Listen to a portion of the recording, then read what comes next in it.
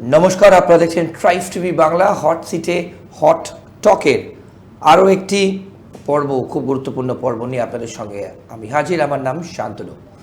Hot সিটে hot টক, প্রথমে আপনাকে জানিয়ে রাখি, হট সিটে হট টকের যা কনসেপ্ট, অর্থাৎ যে চিন্তাধারা নিয়ে আমরা এই অনুষ্ঠান করি, সেটা হচ্ছে টপিক, জ্বলন্ত টপিকের একদম গরমাগরম বিশ্লেষণ। অন্য কোন সংবাদ মাধ্যম কী করে সেটা আমাদের দেখার দরকার নেই। আপনারা সোশ্যাল মিডিয়াতে যা যা লেখেন, প্রচুর মানুষজন ফেসবুক এবং ইউটিউবে আপনারা বিভিন্ন রকম কমেন্ট লেখেন এই পর্ব নিয়ে। বিশেষ করে গত পর্ব আমরা বলেছিলাম মমতা বন্দ্যোপাধ্যায়ের বিকল্প মুখ কে, সেই পর্ব নিয়েই বিভিন্ন মানুষজন বিভিন্ন নাম বলেছেন। শুভেন্দু অধিকারীর নামে ম্যাক্সিমাম মানুষজন বলেছেন। কিন্তু আমাদের মূল উদ্দেশ্য হলো, যে টপিক নিয়ে আমরা ডিসকাস করি, আমরা মনে করি যে সেই টপিকে কিন্তু আগামী দিনে আপনারা ভাববেন এবং এই টপিক নিয়েই ভেবে আপনারা সিদ্ধান্ত নেবেন। তো আমাদের কাজ সেইটাকেই বিশ্লেষণ করে সাম আপ করে আপনাদের সামনে তুলে ধরা।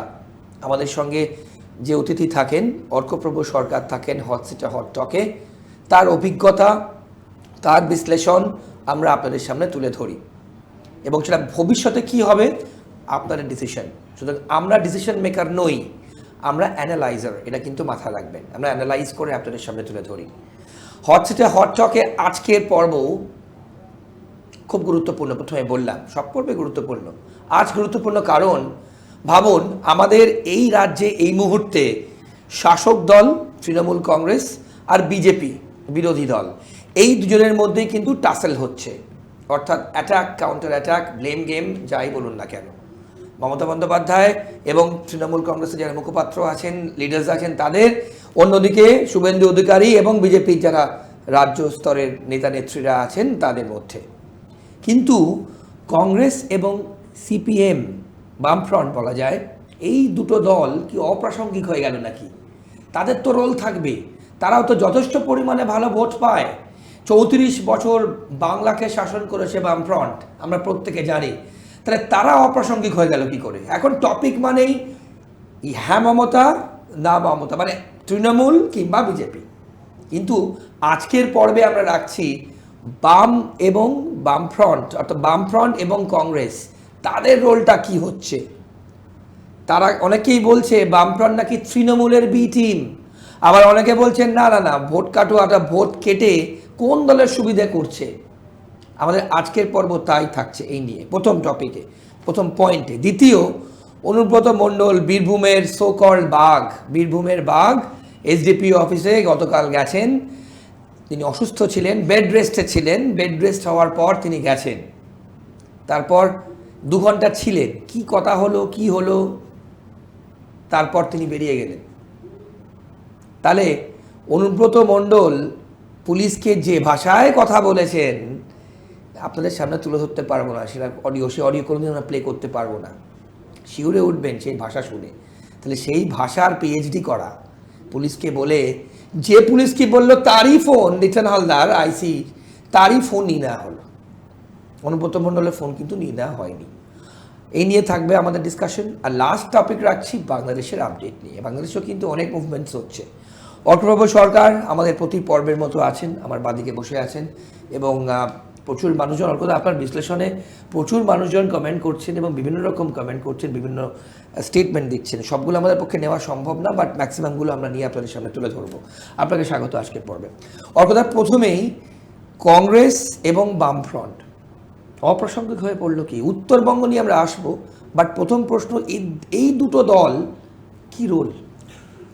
প্রথম কথা, পশ্চিমবঙ্গের রাজনীতিতে কংগ্রেস আপাতত অপ্রাসঙ্গিক মনে হলেও, অপ্রাসঙ্গিক শব্দটা আমি বলবো না, আপাতত তাদের সেই গুরুত্ব না থাকলেও কংগ্রেসের জন্য সম্ভাবনা অসীম পশ্চিমবঙ্গে। বেশ, কিন্তু বামপন্থীদের পক্ষে এই রাজ্যে ঘুরে দাঁড়ানো সম্ভব নয়। ওকে।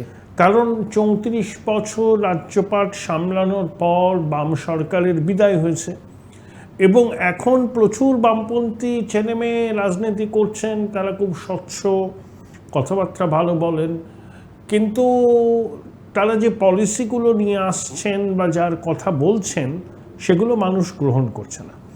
প্রথম কথা, বামপন্থীরা মানুষকে কোনো স্বপ্নই দেখাতে পারছেন না। তৃণমূলের চিত্রান্বেষণ করা তো বামপন্থীদের কাজ নয়। বামপন্থীদের কাজ হচ্ছে নতুন স্বপ্ন দেখানো, নতুন পথের সন্ধান দেওয়া।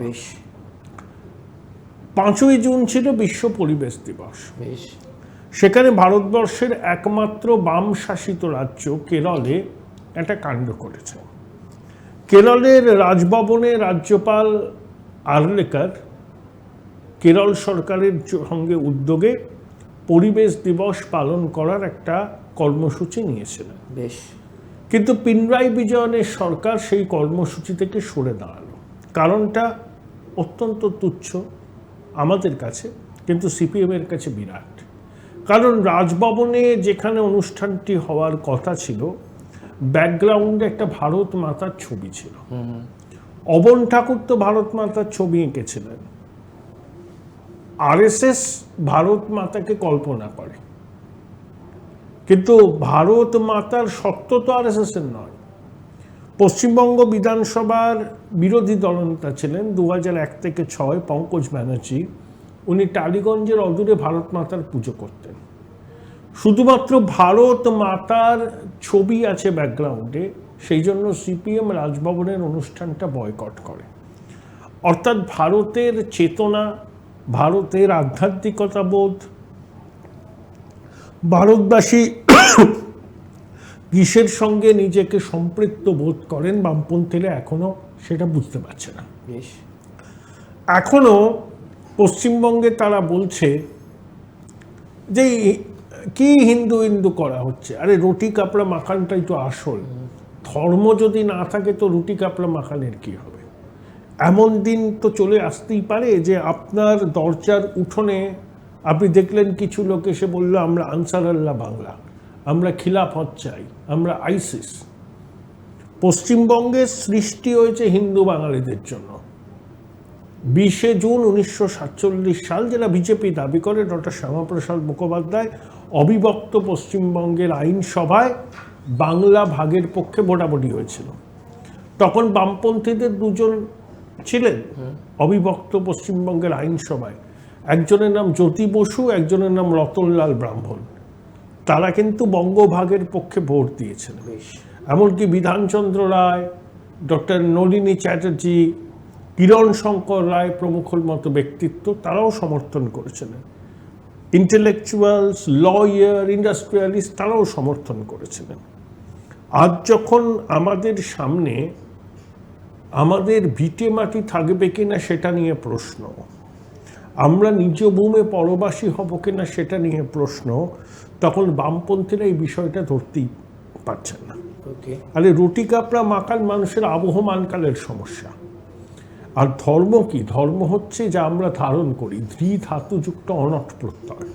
তাই যা জিনিস আমরা ধারণ করি, যেটা আমাদের বিশ্বাস, সেই বিশ্বাসের জায়গাটায় যদি নাড়া লাগে, সেটা রুটি কাপড়া মাখানের থেকে এক অংশে কম গুরুত্বপূর্ণ বিষয় নয়। তাই বামপন্থীদের সখাত শরীরে ওরা ডুবেছে, শূন্য থেকে মহাশূন্যের পথে ওরা যাত্রা করেছে। কিন্তু কংগ্রেসের তা নয়। কংগ্রেস এবারও লোকসভায় পশ্চিমবঙ্গ থেকে একটা আসন পেয়েছে, মালদায়। তৃণমূল যদি ক্ষমতা থেকে যেদিনই চলে যাবে, তার 24 ঘন্টার মধ্যে দলটা 10 ভাগে ভাগ হবে। যবেই যাক, এই নির্বাচনে যাক, 10 বছর বাদে যাক, একদিন তো একদিন ক্ষমতা থেকে ওরা সরে যাবে। 10 ভাগে ভাগ হবে।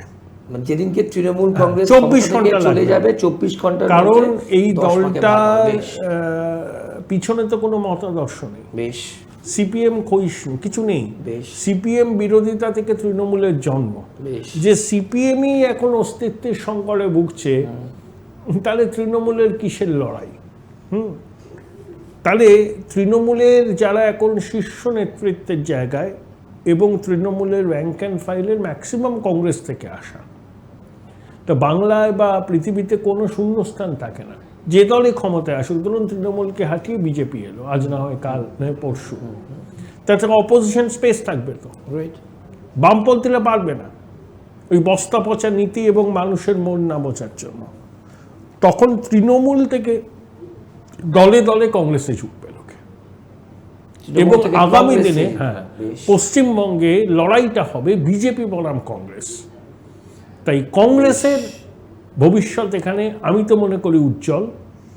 এখন যে পরিস্থিতিটা চলছে সেটা একটা সাময়িক, কিন্তু বামপন্থীদের ভবিষ্যৎ কিছু নেই, এটা বাস্তব। কিন্তু অর্কদা একটা আমি কথা জিজ্ঞেস করবো আপনাকে।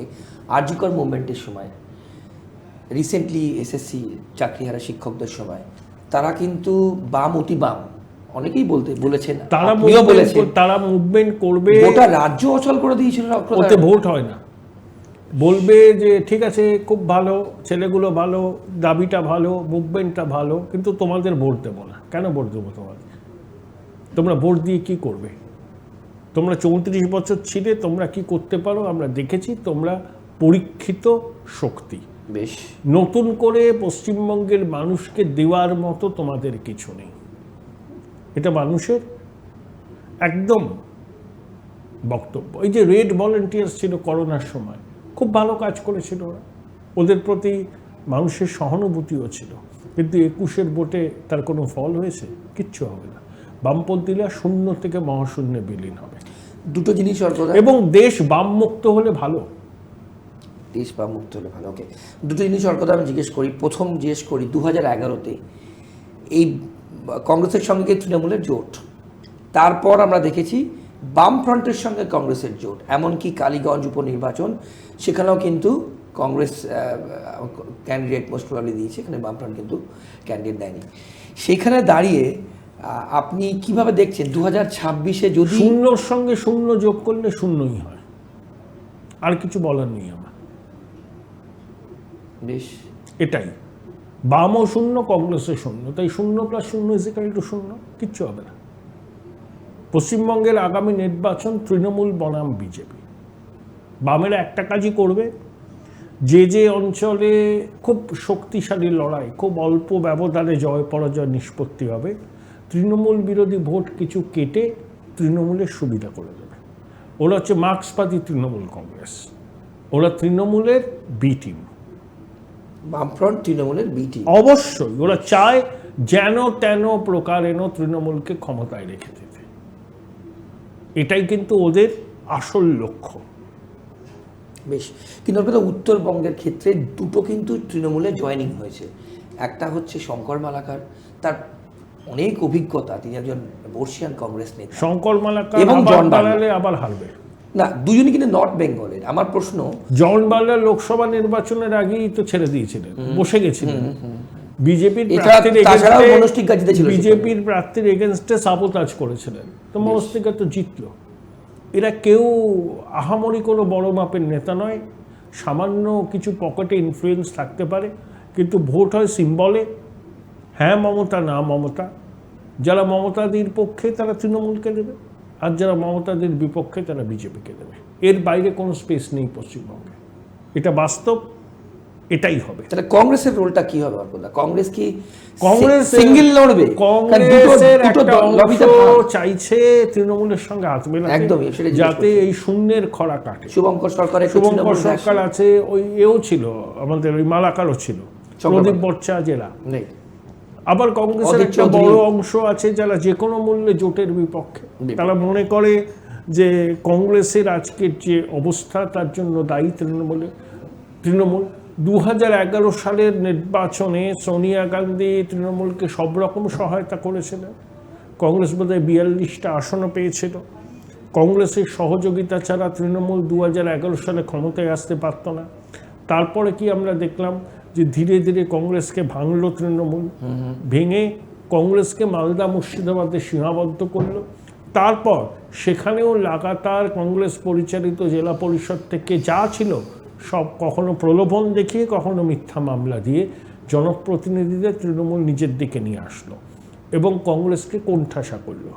যারা কংগ্রেসী তারা মনে করেন যে তৃণমূলের বৃদ্ধি মানে কংগ্রেসের ক্ষয়, আর তৃণমূলের বৃদ্ধি রুখতে হলে কোনো অবস্থাতেই কংগ্রেসের তৃণমূলের সঙ্গে হাত মেলানো চলবে না। বেশ, এবং যারা তৃণমূলের সঙ্গে হাত মেলাতে চায় তাদের ব্যক্তিগত উচ্চাকাঙ্ক্ষা পূরণ করতে চায়, এর সঙ্গে কংগ্রেসের কোনো সম্পর্ক নেই। কংগ্রেস যদি তৃণমূলের সঙ্গে হাত মিলিয়েও ফেলে কংগ্রেসের বড় সর্বস্তরে কি ধরনের জোট হবে? ভাঙন হবে, বহু লোক বিজেপিতে চলে যাবে, অনেকে বসে যাবে, এটাই হবে।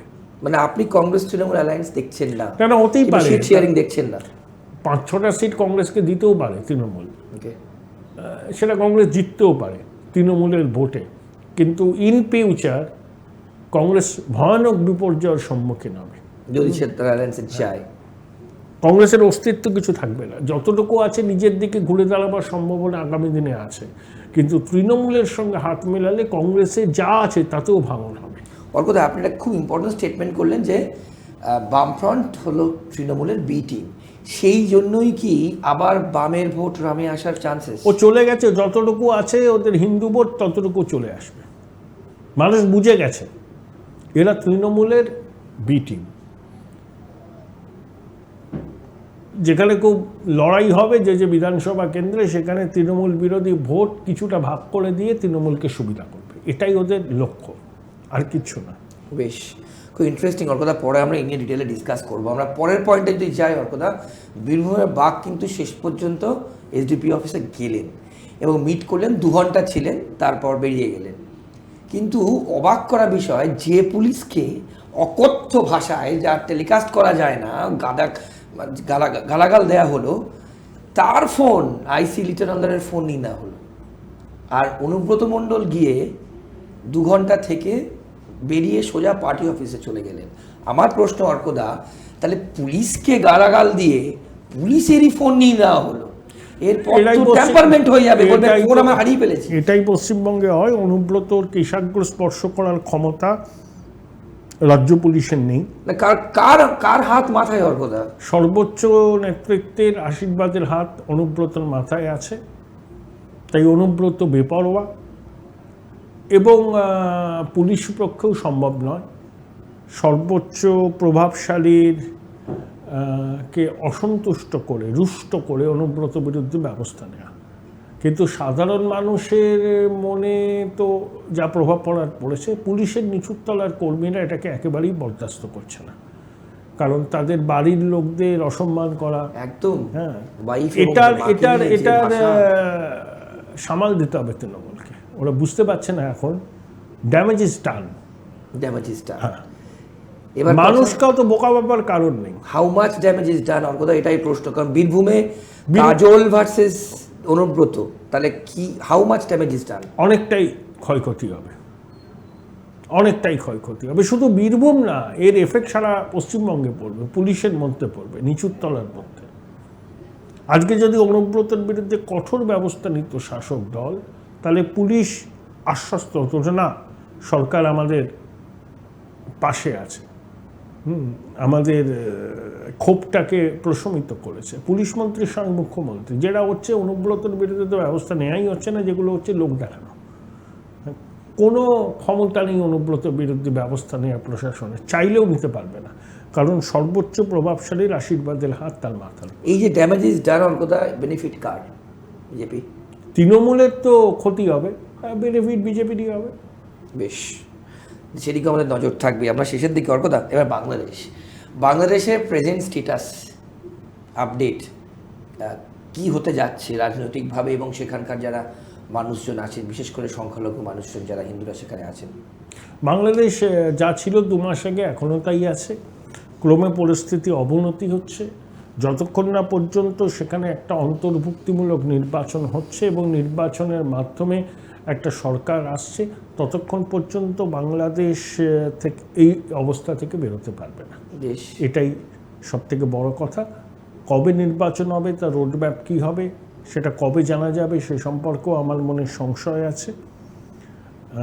নোবেল শান্তি পুরস্কার যিনি পেয়েছেন, আপাতত তিনি ইউনূস নির্বাচন করাতে চাইছে না, ও ব্যাকডোরে ক্ষমতায় এসছে, ক্ষমতা আঁকড়ে থাকতে চায়, দেহত্যাগ না করলেও পদত্যাগ করবে না। কিন্তু বাংলাদেশের রাজনৈতিক দলগুলো বিএনপি সহ তারা নির্বাচনের দাবিতে সোচ্চার রয়েছে, তারা ইউনূসকে কার্যত চরমপত্র দিয়েছে। এই চাপের মুখে পড়ে ইউনূস কোনো সিদ্ধান্ত নেন কিনা সেটা দেখতে হবে, এবং সেনাবাহিনীও চাইছে ডিসেম্বরের মধ্যে নির্বাচন। বেশ, সরকার অনেক ধন্যবাদ আপনার সময়ের জন্য। আমরা আজকে হট সিটে হট টকে 3টে পয়েন্ট নিয়ে আলোচনা করলাম, কিন্তু প্রশ্ন হচ্ছে বামফ্রন্ট কি তৃণমূলের বি টিম? বামফ্রন্ট কি তৃণমূলের বি টিম? কংগ্রেসের আগামী দিনে এটাও কিন্তু আমাদের আজকের এই আলোচনা থেকে অর্কদা যেমনটা বললেন, তৃণমূল যেদিনকে ক্ষমতা থেকে চলে যাবে 10 ভাগে দলটা ভাগ হবে এবং আগামী দিনে কংগ্রেস ভার্সেস বিজেপি হবে এই রাজ্যে, এরকমই কিন্তু বিশ্লেষণ করলেন অর্কপ্রভ সরকার। কিন্তু আমাদের বিশ্লেষণ এটা, কিন্তু সিদ্ধান্ত আপনাদের, অর্থাৎ আপনারা যারা অনুষ্ঠান দেখেন এবং আপনারা যারা ভোট দেন, সিদ্ধান্ত আপনাদের নিতে হবে। আমরা আপনাদের চিত্রটা বুঝিয়ে দিলাম। আজকের পর্ব এই পর্যন্তই। অন্যান্য অনেক হট সিটে হট টক চলতে থাকবে, আরও অনেক অনুষ্ঠান চলতে থাকবে, আর সব খবরের জন্য আপনাদের চোখ থাকুক ট্রাইস্ট টিভি বাংলার পর্দায়। নমস্কার, ভালো থাকবেন।